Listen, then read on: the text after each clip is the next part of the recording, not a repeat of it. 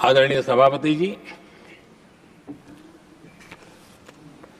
हम एक विकसित भारत का सपना लेकर के चले और आज वो सपना देश के लोगों की ऊर्जा के कारण संकल्प में बदल चुका है। आज कहीं पर भी जाइए, हर कोई ये कहता है कि 2047 तक विकसित भारत बनना है और मैं हैरान हूं,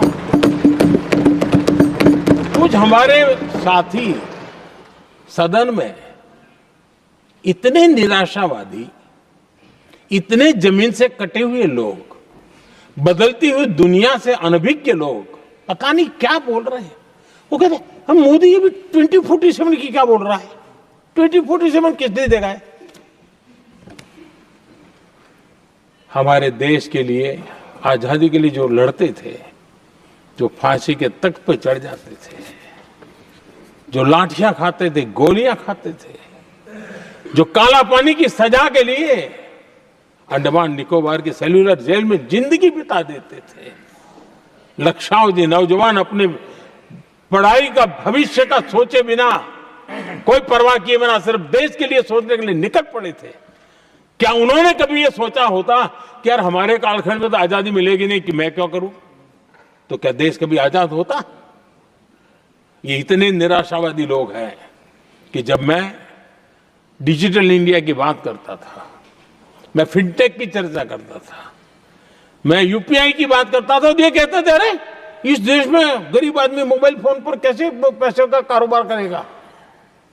3 साल के भीतर भीतर देश ने दिखा दिया ये हो सकता है। और मैं हैरान था जिस दिन ऐसा भाषण संसद में हुआ, देश का मीडिया भी, मैं भी, ऐसे लोग, उनकी जो इकोसिस्टम है वो नाच रही थी कि देखिए मोदी को तगड़ा जवाब दिया। मोदी ने जवाब नहीं दिया।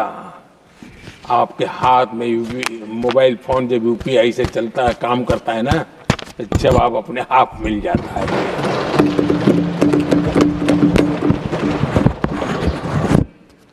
आदरणीय सभापति जी, कांग्रेस के समय एक व्यंग चला करता था और आमतौर पर कहा गया और सीरियस नेचर की चर्चा में भी आता था, हंसी मजाक में भी आता था।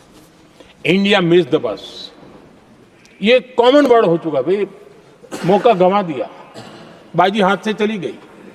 इंडिया मिस द बस, ये हमेशा होता था।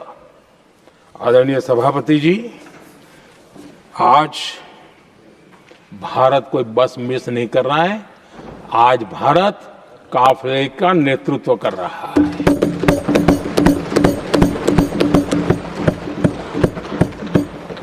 आदरणीय सभापति जी, देश का भविष्य उज्जवल बनाना है, वर्तमान भी उज्जवल बनाने के लिए अविरत कार्य करना होता है। हम विकसित भारत के सपने के लाइट में 5 वर्ष की योजना बनाते हैं और हर वर्ष का बजट बनाते हैं और हम दिशा तय करके चलते हैं हम, क्योंकि हमारे लिए अगला चुनावी लक्ष्य नहीं होता है, हमारा लक्ष्य है 2047 विकसित। अरे चुनाव तो आएंगे जाएंगे, मेरा देश अजरा अमर रहने वाला है और हम देश की युवा पीढ़ी के हाथ में समृद्ध हिंदुस्तान देने का सपना लेकर के चले।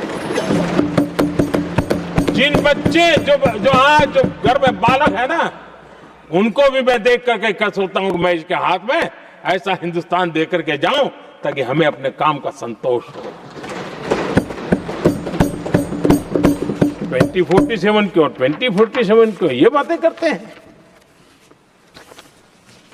आदरणीय सभापति जी, आज जिस प्रकार से हम इनिशिएटिव लिए, चाहे स्पेस हो, साइंस हो, टेक्नोलॉजी हो, समंदर की गहराई हो, जल थल नभ अंतरिक्ष, हर क्षेत्र में नए संकल्प, नई ऊर्जा, नए कदम और नई सिद्धियों को लेकर के देश आज आगे बढ़ रहा है।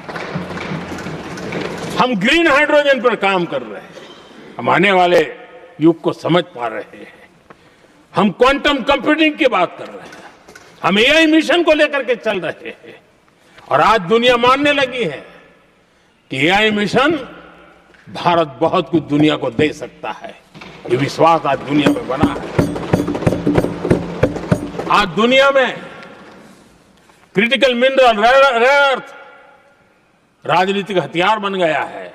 हम उस पर फोकस कर रहे हैं ताकि कभी भारत को किसी के पास हाथ फैलाने की नौबत ना आ जाए। आदरणीय सभापति जी, ऐसे तो अनगिनत प्रोजेक्ट हैं जिसमें विदेश का इन्वेस्टमेंट आना ही आना है, क्योंकि अब हर किसी को अपना भविष्य भारत की भूमि में नजर आ रहा है। हर किसी को अपना भविष्य भारत की टैलेंट के भरोसे नजर आ रहा है। हर किसी को भविष्य भारत के उज्जवल भविष्य के साथ खुद के उज्जवल भविष्य को जोड़ करके दिखता है। और इसलिए दुनिया आज भारत, विकसित भारत की बात हम क्यों कर रहे हैं, जिनके दिमाग में नहीं पड़ता है, दुनिया को समझ आ रहा है कि भारत ने सही दिशा पकड़ी है। चलो अब चर्चा वहां चल रही है कहीं हम बस न चुक जाए। कल तक चर्चा चलती थी इंडिया बस मिस करता है।